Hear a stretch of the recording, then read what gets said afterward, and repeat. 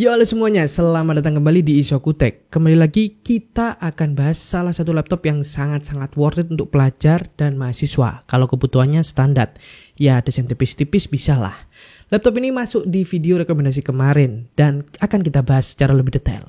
HP 14 EP0088TU.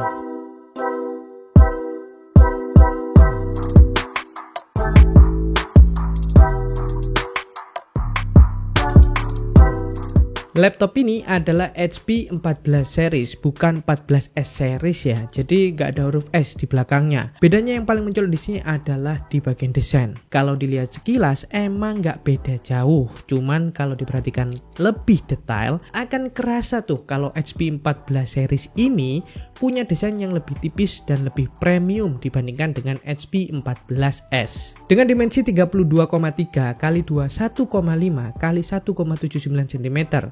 Yang berarti tebalnya itu tidak sampai 2 cm. Berat laptop ini itu 1,38 kg. Cukup tipis dan juga ringan. Selanjutnya di bagian displaynya. Nah ini agak sedikit kurang menarik gitu.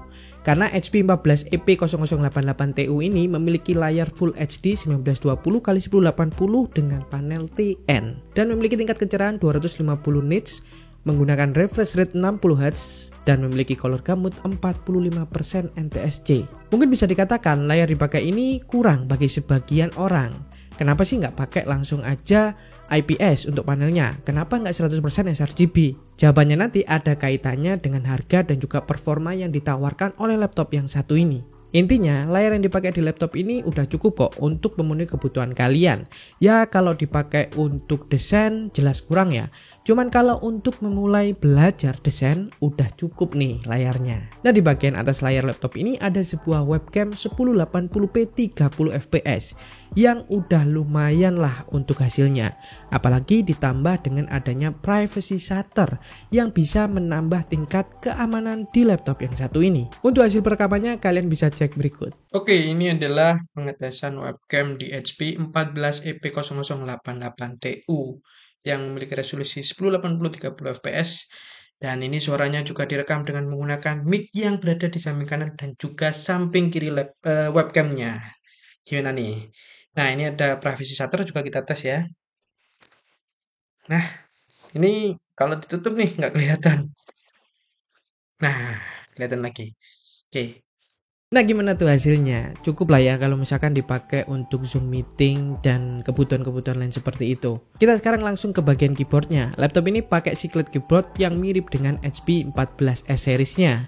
Cuman tombol power untuk seri 14 ini digabung sekarang jadi satu di sebelah kiri tombol delete. Kalau 14S kan kalian tahu tombol powernya itu sendiri tuh. Nah kalau yang satu ini udah gabung dengan keyboard. Ya masih menjadi perdebatan sampai sekarang, lebih baik tombol power jadi satu atau tombol power yang pisah. Kalau kalian sendiri tim mana tuh? Tim pisah atau tim dijadikan satu? Selanjutnya perbedaan lainnya dari seri 14S adalah ukuran touchpadnya. Pada seri 14 ini lebih besar dan panjang, jadi lebih luas gitu dan nyaman aja kalau misalkan kalian lagi menggunakannya. Letaknya itu sejajar dengan tombol spasi. Sekarang kita beralih ke samping kanan dan juga kiri, yaitu kelengkapan I/O portnya. Nah kita kanan dulu nih karena kanan baik. Di bagian kanan ada 1 kali USB 3.2 Gen 1 dan ada 1 kali DC in. Sedangkan di bagian sebelah kiri ada 1 kali USB 3.2 Gen 1, 1 kali HDMI, ada 1 kali USB 3.1 Gen 1 Type-C, dan ada 1 kali audio jack combo 3,5 mm. Lumayan lengkap untuk port-portnya di sini. Bagian luar udah, sekarang kita masuk ke bagian inti dari laptop yang satu ini yang bisa dibilang ini menjadikan worth it untuk dibeli untuk pelajar dan juga mahasiswa di luar sana.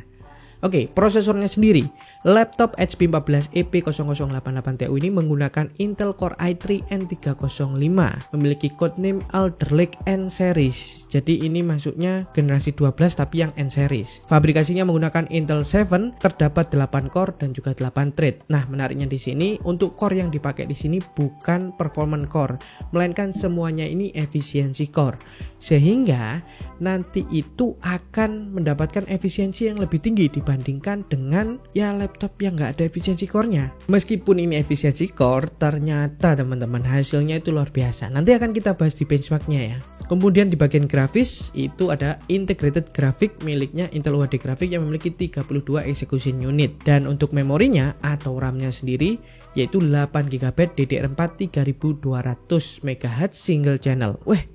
3200. DDR4. Sabar. Ini laptop meskipun pakai DDR4 tapi lumayan kenceng lah, cukup. Sayangnya di sini untuk memorinya ini nggak bisa di-upgrade lagi. Meskipun dia SODIMM ya, cuma disediakan 1 slot aja. Jadi kalau misalkan mau upgrade kalian harus ya ganti yang ada sekarang gitu. 8GB ini harus dicabut lagi dan diganti 16 satu keping. Lanjut ke bagian storage-nya. Di bagian storage-nya itu menggunakan SSD 512GB PCIe Gen 3. Ya, ini PCIe Gen 3. Yang lagi-lagi sama, kalau misalkan mau upgrade ya harus dilepas, diganti SSD yang ada di laptopnya. Untuk konektivitasnya ada Wi-Fi 6 dan juga Bluetooth 5.3. Baterai laptop ini sendiri 41 Wh dengan adapter charger 45 Watt. Yang ini luar biasa. Nanti akan kita bahas ketika udah membahas benchmark. Dan langsung aja kita bahas benchmarknya satu persatu. Seperti biasa, ada beberapa software sintetis untuk uji benchmark kali ini, yaitu Cinebench R15, R20, R23, dan juga Geekbench 5, Geekbench 6, CPU Z benchmark.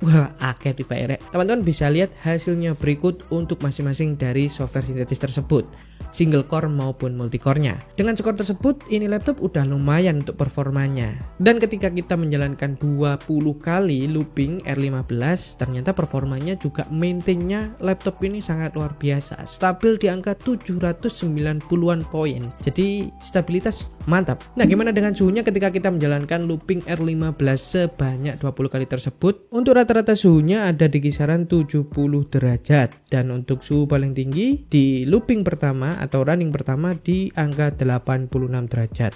Yang berarti sekali lagi ini laptop nggak terlalu panas ya untuk menjalankan looping Cinebench R15. Biasanya karena software-software sintetis seperti Cinebench ini membebankan 100% di CPU-nya, suhu CPU-nya lumayan tinggi dan ini masih bisa di-maintain di bawah 90 derajat.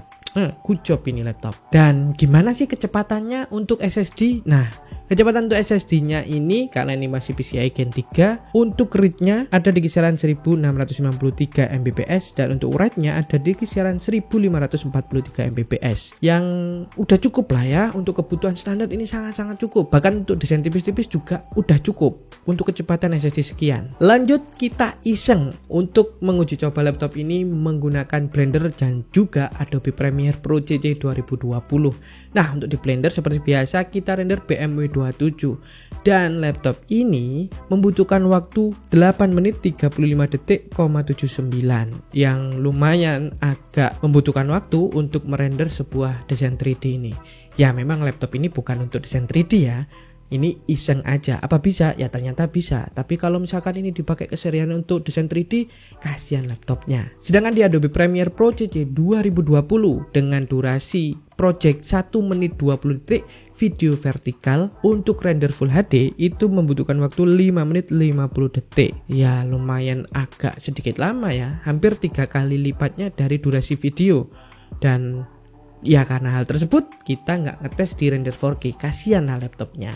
Cuman kalau misalkan kalian pengen belajar video atau pengen memulai menjadi konten kreator short, TikTok ataupun IG Reels, nah ini laptop udah cukup nih, karena di TikTok, di IG Reels maupun short itu videonya ya udah 1080 udah cukup kok. Dan pertanyaannya sekarang, apakah laptop ini bisa untuk bermain game? Nah, iseng lagi nih kita uji game yang menurut kami ringan nih, F1 2020. Satu aja ya, biar kelihatan nih ini laptop bisa nggak sih dipakai untuk main game.